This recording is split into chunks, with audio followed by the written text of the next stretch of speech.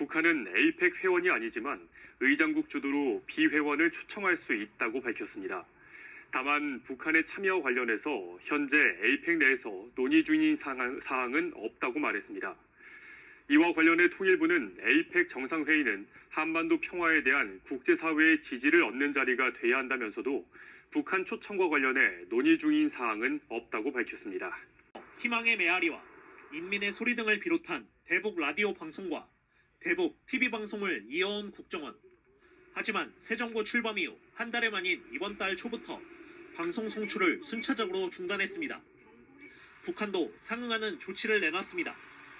정부 고위 관계자는 그젯밤 10시부터 북한이 방송 청취를 막는 방위전파 주파수 10개의 송출을 중단했다고 밝혔고 현재는 2~3개의 주파수만이 남았다고 전했습니다. 이 관계자는 이러한 북한의 조치는 예상하지 못했다면서 국정원의 대북방송 중단에 대한 상응 조치로 평가했습니다. 또한 이는 북한도 우리 측을 예민하게 주시하고 있다는 것을 보여주는 사례로 북측이 대남방송을 먼저 재개하면 대응할 것이나 우리 측이 먼저 하지는 않을 것이라 덧붙였습니다. 아울러 기존의 대북심리전 방송 담당 조직은 향후 안보위협 탐지와 조기 경보, 그 외 국익 현안에 대한 글로벌 공감대 확산에 기여하는 방향으로 새롭게 발전해 나갈 것이라며 관련 조직 개편도 시사했습니다. 북한은 앞서 지난해 1월 통일의 메아리 6개 주파수, 평양방송 7개 주파수와 평양FM 1개 주파수 등 대남방송 송출을 중단했습니다.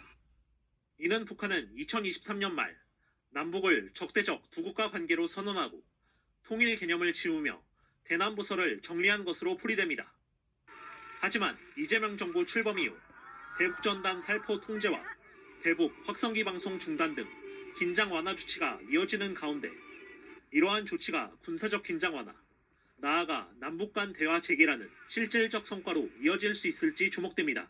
방해 전파는 남아있지만 대북 확성기 중단 등 이딴 유화적 조치에 북한이 예민하게 반응하고 있다는 게 정부 평가입니다. 화답하는 측면도 분명히 있고 서로 핑퐁 게임식으로 주고받고 하면서 어느 정도까지 해줄 수 있는가를 좀 점검해보는 그런 의미가 하나 있을 것 같고 하지만 대화 분위기 조성을 위해 정부가 북한 주민에 대한 정보 제공을 포기했다는 지적도 나옵니다. 진보 보수의 문제가 아니고 북한 주민들에게 새로운 현실을 알려주는 거기 때문에 국정원의 기능을 스스로 중단시키고 추락시키는 조치죠. 일각의 우려 속에서도 긴장 완화를 위한 조치가 이어지는 가운데 정부 고위 관계자는 북한이 당장 대화에 응할 거라 보지는 않으며 정부도 급하게 추진하지는 않을 거라고 강조했습니다.